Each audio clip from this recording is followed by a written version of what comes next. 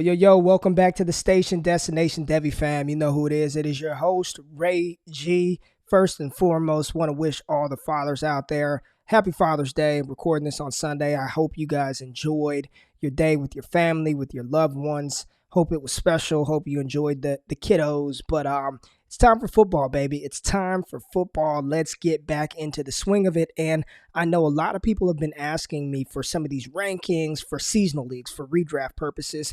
And here's the thing. With these rookies, man, like redraft, you got to win early. You cannot come out the gate slow. You know, in your seasonal leagues, you can't start off with a 13-week regular season playoff starting in week 14 for most every single league out there. You can't come out the gates 0-2, 0-3, 0-4.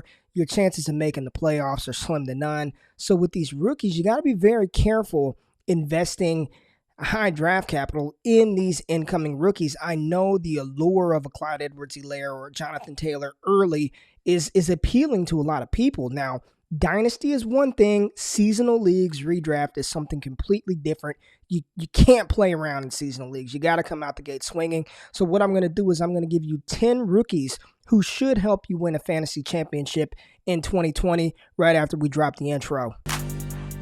You got barbecue back there and you didn't invite me. Hurt my feelings. Which rookie should you be targeting to help you win a fantasy football championship in 2020? Well, let's preface this by saying this season and this year is unlike any other season that we've seen in quite some time. You got to understand, these rookies, they did not have rookie minicamp. They didn't have OTAs. And right now, it's looking like training camp is going to be modified to a certain degree. So traditionally, you don't want to invest in rookie wide receivers. Very rarely do you get the Odell Beckhams, the Terry McLaurins of last year, where they come out the gate just swinging consistently to help you win. You know, towards the end of the season, you'll start to see these rookies kind of pick up steam and develop a role in their offense, which you don't have until week 13, week 14 to play around with rookies on your roster. But there are 10 guys that I would be targeting in redraft leagues. Don't really know where yet, but let's just talk about the players, and then sometime later we can talk about when you would draft them. But coming in at number 10, CeeDee Lamb, wide receiver of the Dallas Cowboys. When you look at Dallas as a whole, with Dak Prescott, you've got an elite quarterback there. You have an elite running back in Ezekiel Elliott. You've got an elite wide receiver in Amari Cooper. That right there alone makes you say, well, what room does CeeDee Lamb have in this offense to play a role for the Cowboys and to help me win a fantasy championship in 2020? They also have Michael Gallup on the other side. So there's a lot going on in that offense, but CeeDee Lamb was taken in the first round by Dallas for a reason. Is because he's a very, very special, talented player at the wide receiver position. When you look at Dallas last year, they ranked 11th in the league in pass attempts with 37.3 pass attempts per game. Now, they did bring in Mike McCarthy, but Kellen Moore is still there as the offensive coordinator. I look at Randall Cobb, and people forget, or they may not even realize, that last year in 2019, 29-year-old Randall Cobb had 83 targets, 55 receptions for 828 yards, averaging 15.1 yards per reception in 3 touchdowns. So you swap out Randall Cobb with a more talented, a younger, more explosive version of that position in CeeDee Lamb, and you put him on an elite offense that just lost Travis Frederick, the all-pro center, retired. So there may be a possibility that they have to throw the ball even more. And Mike McCarthy has supported 3 wide receivers in the past, one of those being Randall Cobb, Jordy Nelson, and Devontae Adams. Here's my thing with elite players. I am not worried about elite players in elite offenses, and CeeDee Lamb is an elite-type prospect, elite-type talent, and he's in an elite offense with an ascending quarterback. I would not be surprised if Dak Prescott finishes as QB1 overall in 2020. So you drop him in that third receiver role, and who knows, he may even develop into a more reliable, consistent number 2 for Dak Prescott. So coming in at 10, CeeDee Lamb is a player that I would be willing to have on my team for 2020 purposes, for redraft purposes. Now, again, I'm not going into ADP and where I would take these guys in redraft right now. We'll dive into that a little bit later, but let's check out who I got at number 9. At 9, we're going to go to Colorado, Denver, and talk about Jerry Jeudy, the first-round pick wide receiver out of Alabama. Everybody knows about Jerry Jeudy, his route running prowess, playing in this offense with Drew Lock, who is right now one of the hottest quarterback names throughout the fantasy football landscape. Everybody's excited about Drew Lock, and we should be, because they have surrounded him with tremendous talent. When you've got Courtland Sutton on one side, Noah Fant manning the middle at that tight end spot, and then you use your first-round draft pick on a talented wide receiver like Jerry Jeudy, hey, they play in the AFC West. They've got to play Kansas City twice. They've got to deal with Henry Ruggs and the Oakland Raiders. They have to deal with the Chargers, who are probably going to score points.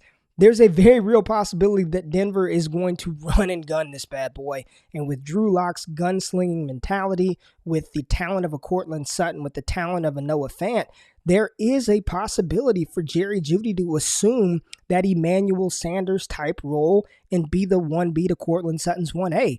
When you look at Denver, right, they weren't a high volume pass offense in 2019. They ranked 27th in the league, 31.5 pass attempts per game.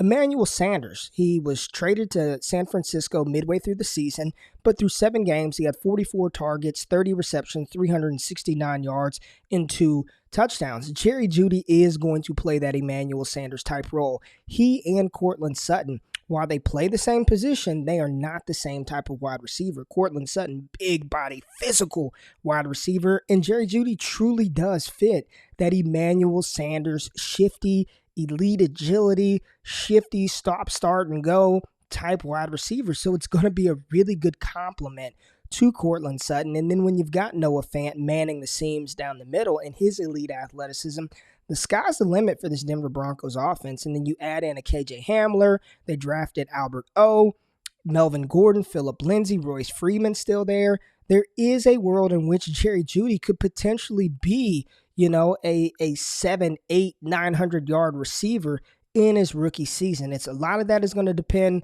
on the growth and development of Drew Lock. Jerry Jeudy comes in as my 9th-ranked rookie for redraft purposes. All right, at number 8, and this is a player who I really want to have top 3, but because he is the backup to the incumbent Mark Ingram, I can't put J.K. Dobbins that high right now. But I will say this.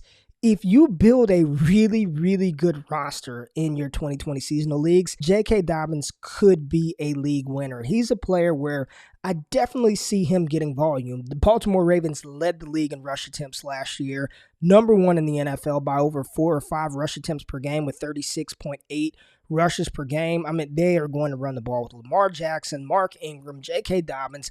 Gus Edwards last year had 133 carries for 711 yards and 2 touchdowns.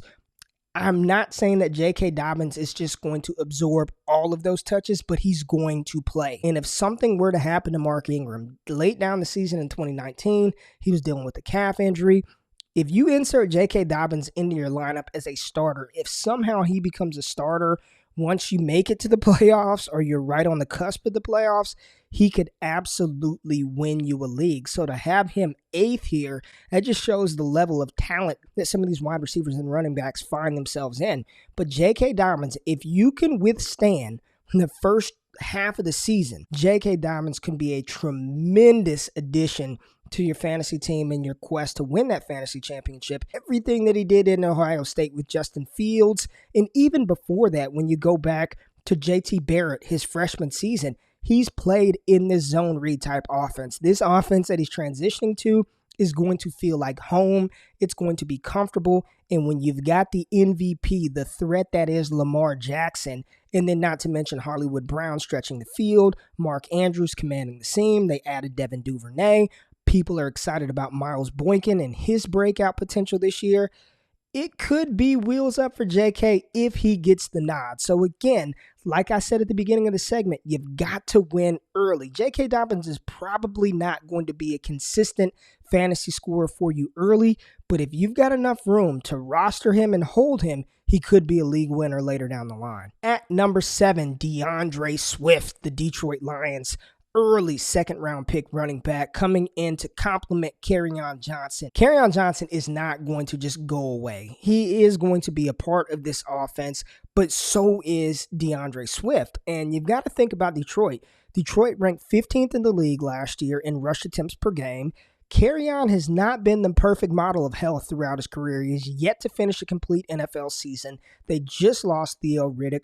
Bo Scarborough, people were rushing to the waiver wire to put their waiver claims in to drop their fab on Bo Scarborough when he was the starting running back. And there were some weeks where he did produce, RB2 numbers and help your fantasy teams win weeks. DeAndre Swift is a much more talented runner than Bo Scarborough, and he brings that 3-down skill set. He's got an ability to catch the ball out of the backfield. So even if he just assumes that Theo Riddick role early, that's a valuable asset to have in fantasy. And if something were to happen to Kerryon Johnson, I know a lot of people are like, Matt Patricia, the Detroit Lions can't trust him, don't want him. They haven't had a 1,000-yard rusher since Reggie Bush. DeAndre Swift is probably the most talented running back they've had since Reggie Bush, and we all know that Reggie Bush wasn't just some elite 3-down running back at the NFL level. DeAndre Swift's better than Kerryon Johnson.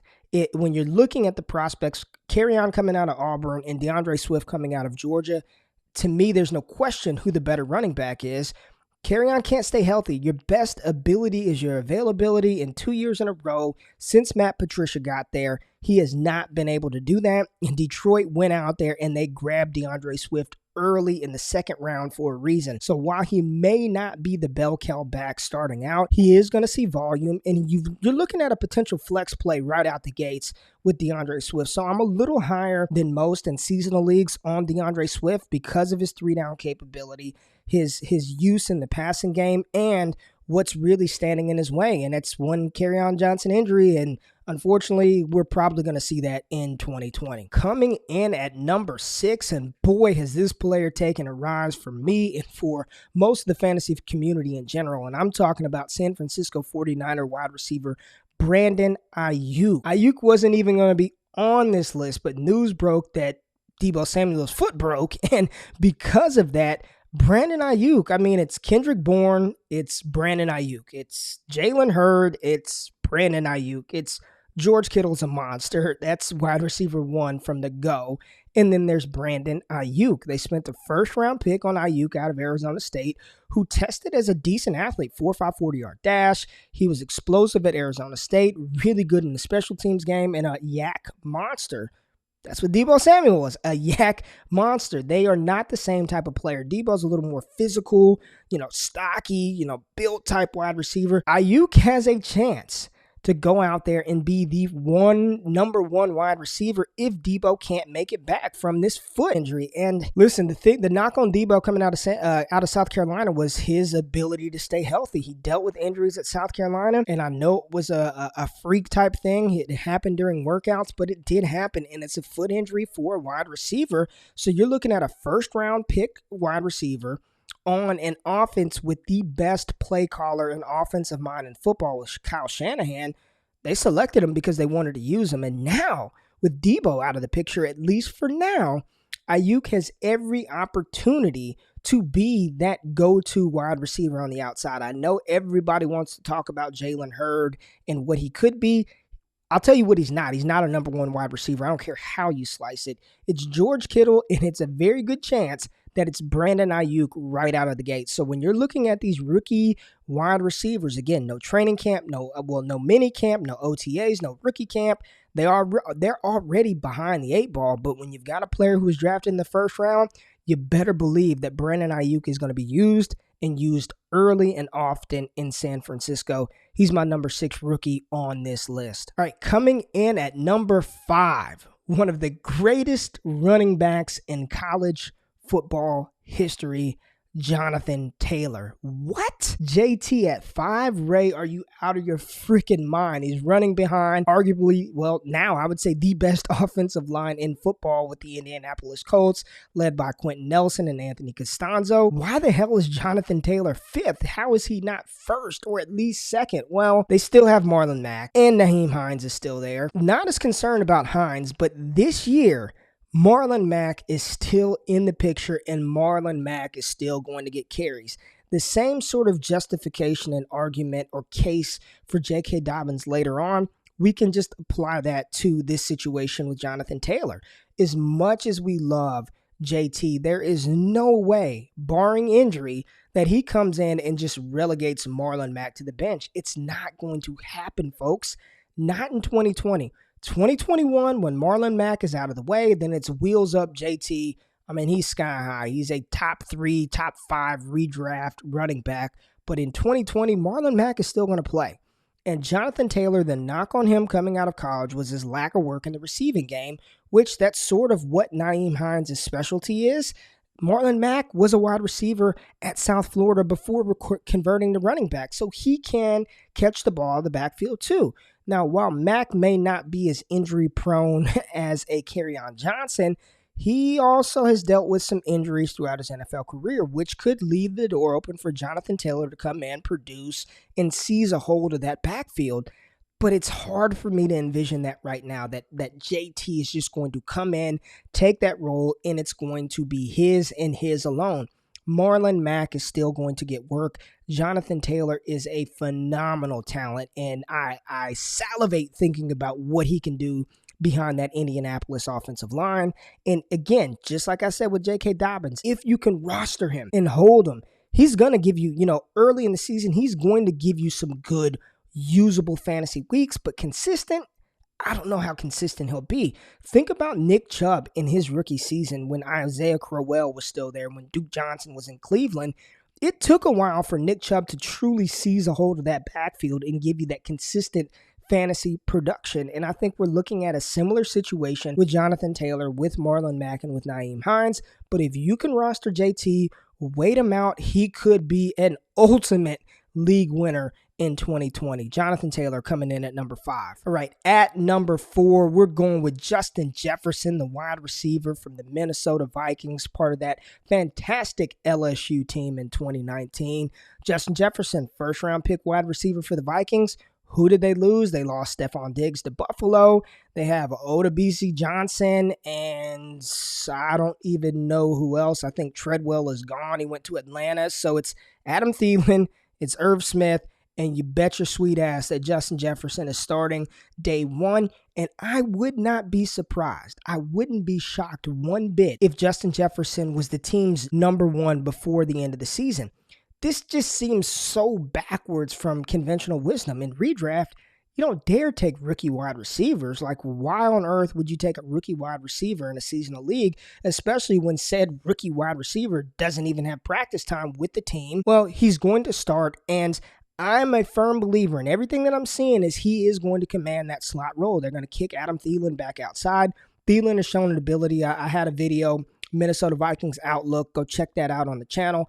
But Thielen has operated inside and outside. Justin Jefferson can do it too, but to spend a first-round pick on a wide receiver, they're going to let him play and do what's comfortable for him, and that's him being a slot beast. So when you put him in the slot with the Kirk Cousins, the timing, everything that entails, I think it hurts Irv Smith more than it does Adam Thielen. Thielen is going to be fine. Thielen getting a little older now. He was banged up a little bit last season. The problem with the Vikings is volume. They want to run the ball, and I know all this stuff is going on with Dalvin Cook. I'm not concerned. Dalvin Cook is going to play. They still have Alexander Mattison, a very talented young running back. Minnesota last year ranked 30th in pass attempts per game with 29.2. Stephon Diggs, for as great as he was, he only had 94 targets last year. And when I was looking that up, that kind of shocked me. I thought he was an absolutely 100-plus target guy. 94 targets, 63 receptions. He did have 1,130 yards and averaged 17.9 yards per reception. Shows how good, Stephon Diggs was despite the low passing volume. Hey, if they give Dalvin Cook this money, or even if they don't, they're going to run the ball. Mike Zimmer wants to control the clock, ground and pound, old school coach. They're going to run the ball a lot. Passing opportunities are not going to be huge. They still have a very talented defense. Hey, he's this high because he is probably, in my opinion, if I had to say that right now, he's going to be the number one wide receiver, at least close to the number one target for Minnesota. So I want Justin Jefferson to redraft. You don't have to wait as long for him. I think from day one, you're looking at a flex play with Justin Jefferson. You don't want to draft him to be a wide receiver 1 or 2 or 3, but a flex play, absolutely within his range of outcomes. Justin Jefferson comes in at my 4th ranked rookie for redraft purposes. Coming in at number 3, we're going to go to Philadelphia and talk about the Eagles' first round pick, King Jalen Reagor. House Reagor. Reagor, man, hey. Philly shocked a lot of people when they took him over Justin Jefferson, but the speed, the talent, the production, despite the limitations offensively of TCU in 2019, Reagor's going to have every opportunity in the world to be the number one right out of the gates. They've got Greg Ward, J.J. Arcega-Whiteside, Deshaun Jackson, who's 33 years old, and Alshon Jeffrey, who I think a report came out that he's still dealing. They don't even know when he's going to be back. He's still dealing with injuries. Listen, Zach Ertz, Dallas Goedert, Deshaun Jackson, Jalen Reagor. Those are your pass catchers right there. Don't buy into Arcega-Whiteside. If anybody, I'd buy into Greg Ward before Whiteside. Reagor is going to have every opportunity to make plays from day one with Carson Wentz. I don't care if you're in a best ball, redraft, or dynasty. It would not shock me if Jalen Reagor pops for 1,000 yards in his rookie season with Carson Wentz. The Eagles ranked 9th in pass attempts last year with 37.7 pass attempts per game. Again, 2 tight end sets, Goddard and Zach Ertz commanding that middle. You stretch the field with Reagor. You get that kid the ball on bubble screens and flare routes. It's going to be special. So if I had to hang my hat on one wide receiver in 2020 to help you win a fantasy championship this year, that player unequivocally would be Jalen Reagor. The upside is absolutely tremendous. He's going to have weeks. Remember last season, Hollywood Brown came out week 1 against the Dolphins and popped for 2 touchdowns. I definitely think that's within Jalen Reagor's range of outcomes while being a more consistent player than Hollywood Brown. Reagor is going to feast. There are reports every day that are coming out that it would not shock any of the beat writers in Philly if Reagor was the team's number 1 target in 2020. Wheels up for Jalen Reagor. That's a player. That's a wide receiver. If you're going to take a stab at a rookie wideout, that's the guy you take for 2020. All right, coming in at number 2, let's go to LA and talk about Cam Akers, the Los Angeles Rams 2nd round pick, first pick in the draft that they took Cam Akers. He's replacing Todd Gurley.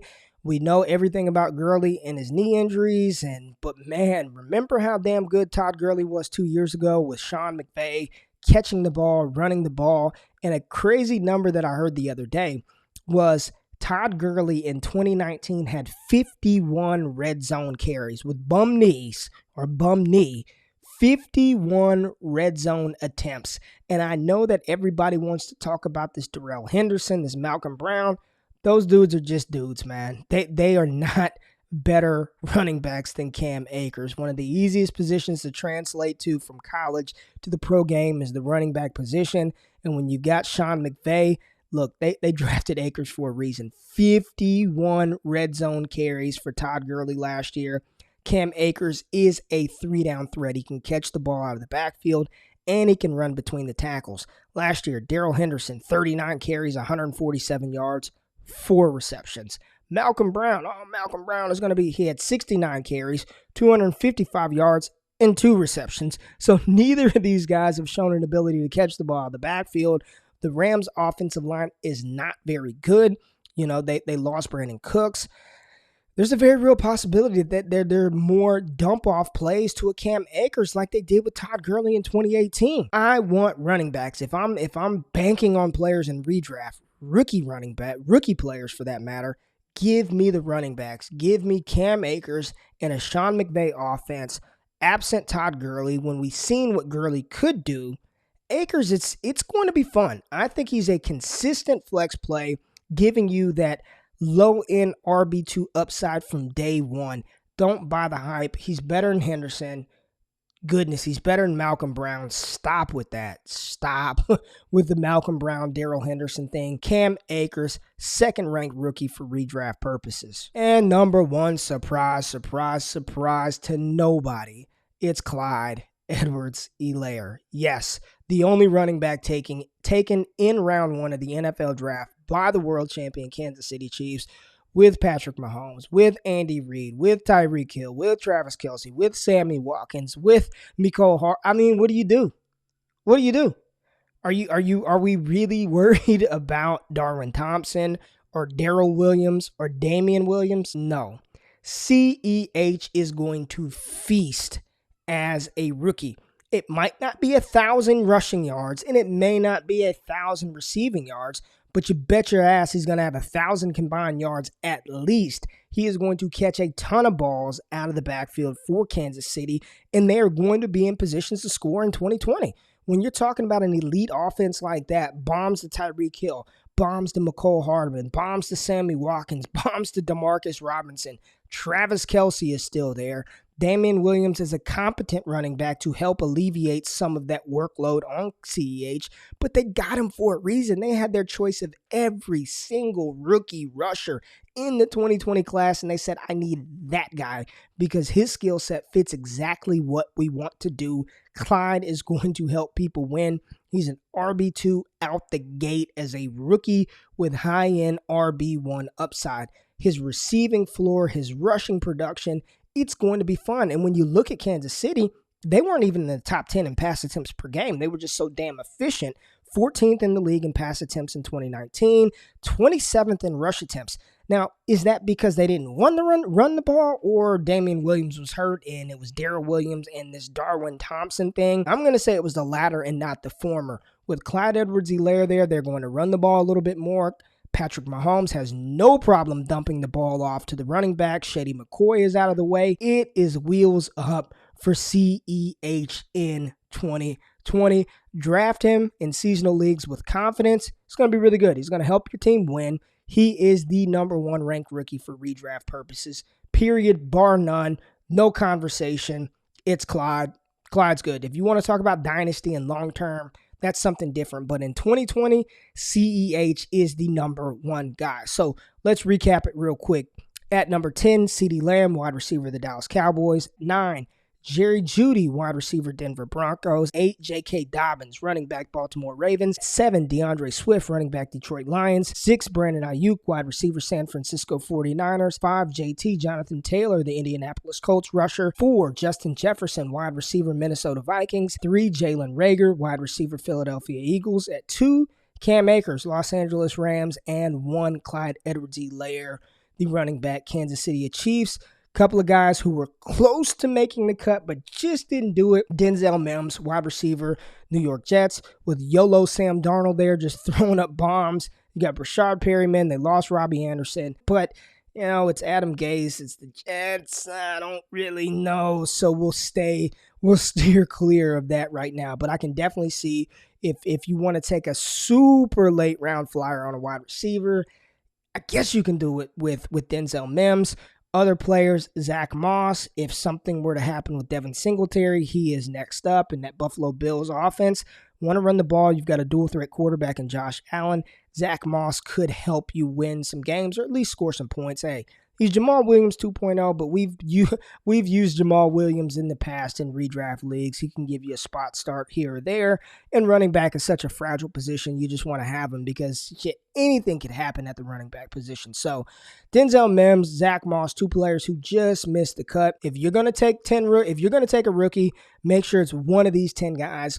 They will or potentially have the chance to help you win your fantasy championship in 2020. That's the show, folks. That's the show. Once again, wishing all the fathers out there. Hope you guys had a wonderful holiday with your family. Hope you guys start your week off right. If you have not subscribed to this channel, please do. And if you want more exclusive content with me, go to patreon.com/allgas and join the squad. Got some really, really, really good stuff on the horizon, man. It's dope. It's fun.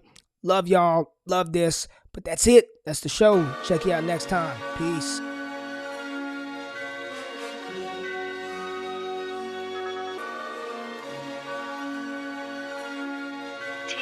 Production.